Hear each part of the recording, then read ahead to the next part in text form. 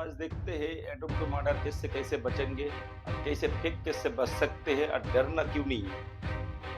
Police से कैसे बच सकते हैं या केस से कैसे बच सकते हैं, जो केस किया उसी का ऊपर हम लोग क्या एक्शन ले सकते हैं। चले आज टोटली हिस्टोरिकल आज जानते हैं और पूरा A to Z आप लोगों को बताएंगे कैसे आप लोग सेफ हो सकते हैं और फेक केस से कैसे बचेंगे। चलिए देखते हैं।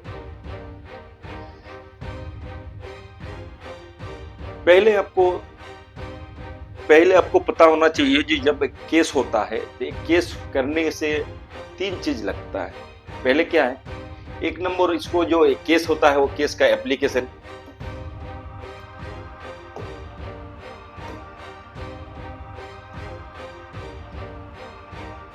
पहली तो एक एप्लीकेशन लगता है जो केस लिखने के लिए जो लिखते हैं। उसके बाद एक तो मेडिकल लगता है, एक मेडिकल लगता है। जब मेडिकल हो जाता है, मेडिकल मिल जाता है, मेडिकल के बाद पुलिस क्या बनाती है, फॉर्मल एफआईआर।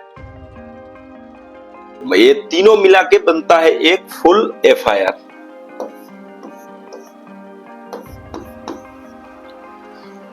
उसके बाद जो इसमें जो फास्ट एप्लीकेशन में जो एफआईआर में फास्ट इंफॉर्मेशन रिपोर्ट का जो फास्ट कॉपी जो होता है, जो एप्लीकेशन इसमें जो लिखा जाता है उसी से आपका केस बन जाता है। पकड़ लीजिए एटम्प्ट टू मर्डर का केस लगा दिया। एटम्प्ट टू मर्डर के लिए सेक्शन क्या आएगा, 323, 325, 326, 307, 506, 334 आईपीसी में आ जाएगा। आप मान लीजिए ये जो सेक्शन है सब अलग अलग है।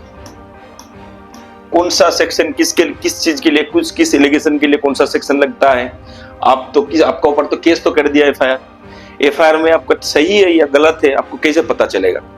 ये एफआईआर से सही है पता है, पुलिस को तो फिर पता करना पड़ेगा। ये एफआईआर हो गया, केस हो गया, आसामी को भी अरेस्ट करना है, तो पुलिस कैसे पता करती है। जब थाने में जाकर कोई रिपोर्ट लिखाती है तो उसके बाद पुलिस को कैसे पता चलेगा जो ये केस बड़ा है या छोटा है, अरेस्ट करना चाहिए या नहीं करना चाहिए।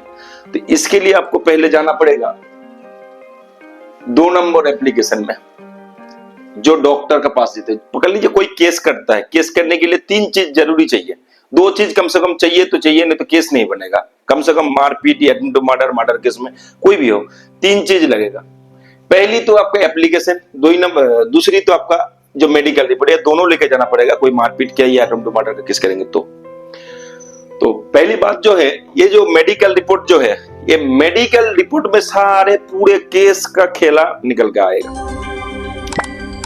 ये जो कबड्डी खेला चलेगा इसके लिए पूरा मेडिकल के ऊपर केस बनता है। अब एप्लीकेशन जो किया था, एप्लीकेशन के हिसाब से तो पुलिस को तो सेक्शन लगाना है, लगा दिया। अब केस नंबर भी वैसा बन जाता है, पुलिस केस नंबर ऐसा डेटेड इतना होता है तो वो तो बना देता है। तो अब जब एफआईआर जीटी माने रजिस्टर केस हो जाता है, सेक्शन लग जाता है, उसके बाद एक नियत होता है आयोग, जो इन्वेस्टिगेशन ऑफिसर होता है, जो केस के लिए हल करेगी। वो केस का टोटल चार्जशीट तक पूरा उसका ट्रायल खत्म होने तक उसको जाना पड़ेगा और उसी केस का दायित्व उसका पास ही रहेगा पूरा। तो वो जो आयोग होता है,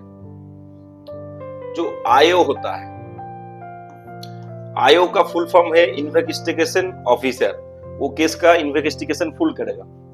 जब केस बन जाता है तो आयोग पहले सोचती है जो ये तो केस हो गया, इतना सेक्शन लग गया, एटम्प्ट टू मर्डर का केस लग गया, हम किए हैं, तो इसके हिसाब से आपको वो तो अरेस्ट करना ही चाहिए।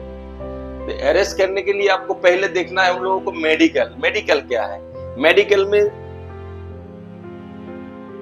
ज्यादा से ज्यादा 4 तरफ का मेडिकल होता है। पहली मेडिकल हो जाता है आपका फिजिकल असॉल्ट, 4 तरफ नहीं होगा तो 3 तरफ ज्यादा होता है, 4 तरफ नहीं होता, 3 तरफ ज्यादा होता है। मेडिकल इंजरी में पहली तो छोटा मोटा कोई मारपीट होगा तो उसमें हो जाएगा फिजिकल असॉल्ट लिख जाएगा। जब भी वो मेडिकल का जो एफआईआर करने के लिए जाएगा तो मेडिकल डॉक्टर के पास हॉस्पिटल में जाएगा तो तभी डॉक्टर लिख देता है फिजिकल असॉल्ट होगा। ग्रीवियस हो सकता है, अगर कट गया या सर में चोट लग गया, स्टिचेस में सिलाई पड़ गया, तो इसके लिए आप ग्रीवियस लिख सकते हैं। उससे भी ज्यादा अगर किसी भी तरह से डॉक्टर ने जान बचाया तो वो डेंजरस लिख सकता है। तो ये 3 तरह का मेडिकल है। अगर फिजिकल असॉल्ट डॉक्टर ने लिख दिया तो सोचेगा अरेस्ट करना है कि नहीं, ये पूरा इंजुरी कलेक्ट करना है। एक इंजुरी बाद में भी कलेक्ट किया जा सकता है, तो वो एक बार सोचेगा, या 41 का नोटिस भी दे सकते हैं। ये क्या हुआ पूरा जानना है। उसके बाद अगर ग्रीवियस लिख दिया तो अरेस्ट करना है, डेंजरस तो अरेस्ट करना ही है। आप पकड़ लीजिए, ये 3 तरह का आपका इंजुरी रिपोर्ट बनता है डॉक्टर जब दिखाया जाता है कोई केस करने के लिए। उसके बाद में जब कॉल फॉर सीडी हो जाता है तब ओरिजिनल इंजुरी डॉक्टर का पास से मांगा जाता है कोर्ट की तरफ, कोर्ट ने मांगता है। तो पहले तो ये बात है, ये जब हो गया पकड़ लीजिए, ऐसे आसामी अरेस्ट हो गया, अरेस्ट होने के बाद चला गया। उसके बाद जो केस डायरी लिखता है, उसके बाद जो केस अब जब आसामी को अरेस्ट कर लिया उसके बाद तो कोर्ट में भेज दिया। कोर्ट में जब उसका हाजिरी चलेगा, कस्टडी हाजिरी 14 दिन बाद जब लाया जाएगा कोर्ट में, जब तक चार्जशीट ना हो जाए, तो पहली जब 14 दिन जब कोर्ट में लेके जाएगा पुलिस, ले जाके प्रोड्यूस करेगा, उसके बाद ही नेक्स्ट डेट 14 दिन का पड़ता है, उसके अंदर कॉल फॉर सीडी लिख देता है। क्या लिखता है? Call for CD. ये कॉल फॉर सीडी जो लिख देता है, ये कॉल फॉर सीडी लिखता है। चलिए, अरेस्ट करने के बाद जेल में डाल देता है। जेल में जब चले जाएगा तब जज का अंडर में पड़ गया, पुलिस का हाथ में कुछ नहीं रहता है। अब जज का हाथ में रहता है, कब बुलाना है कब छोड़ना है सब कुछ अब जज साहब का हाथ में रहता है।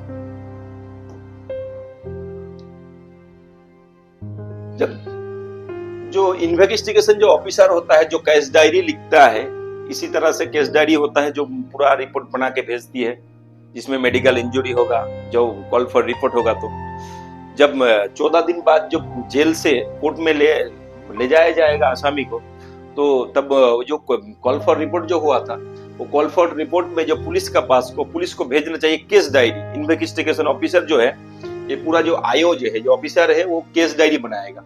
केस डायरी के अंदर में होगा आपका इंजरी रिपोर्ट फुल, कितना दूर फ्रैक्चर हुआ या कट गया या सिलाई हुआ या कुछ नहीं हुआ, या फिजिकल असॉल्ट है या ग्रीवियस है या डेंजरस है, सब कुछ उसको पता चलना चाहिए। एक तो दूसरी बात, इसी तरह से वो इन्वेस्टिगेशन करेगा पुलिस, पूरा इन्वेस्टिगेशन करके वो कितना विटनेस है, विटनेस किसने देखा किसने नहीं देखा, ये पूरा पता करना पड़ेगा उसको। पता करने के बाद वो पूरा जज को 14 दिन के अंदर सीडी भेजना पड़ता है। जब तक चार्जशीट नहीं हो सीडी में चलेगा केस। जब सीडी भेज देता है तब जब कोर्ट में जब हियरिंग होता है 14 दिन बाद, अगर फिजिकल असॉल्ट है तो छोड़ दिया जाएगा, अगर ग्रीवियस है तो उसको और कुछ बढ़ा दिया जाता है, डेंजरस है तो 3 महीने तक रह सकता है।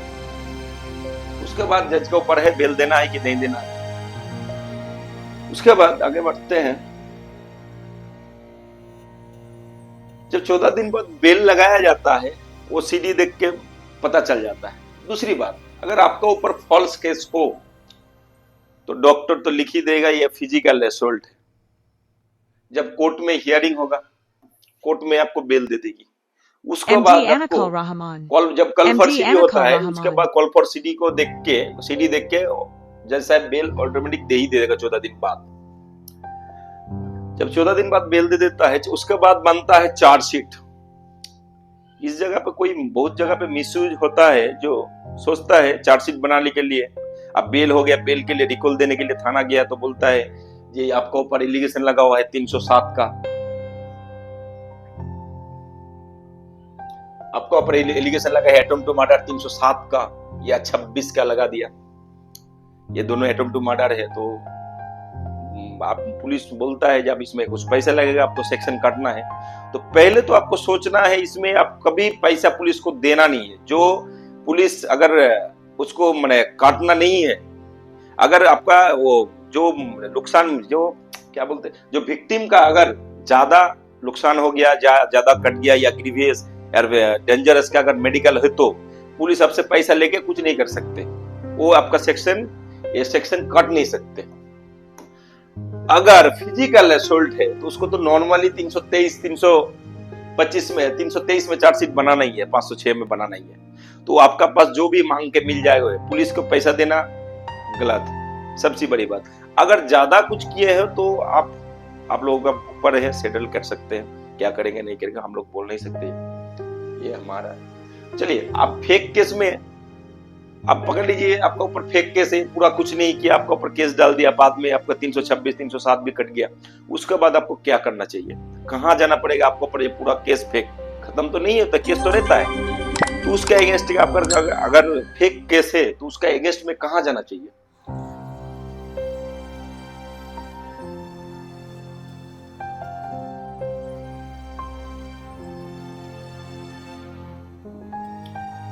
अगर वो फेक केस निकल गया, उसके अगेंस्ट में हाई कोर्ट में चले जाइए।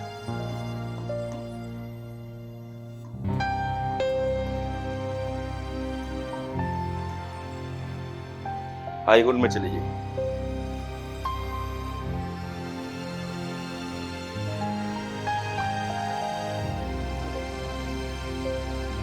तो आपको हाई कोर्ट में जाना चाहिए।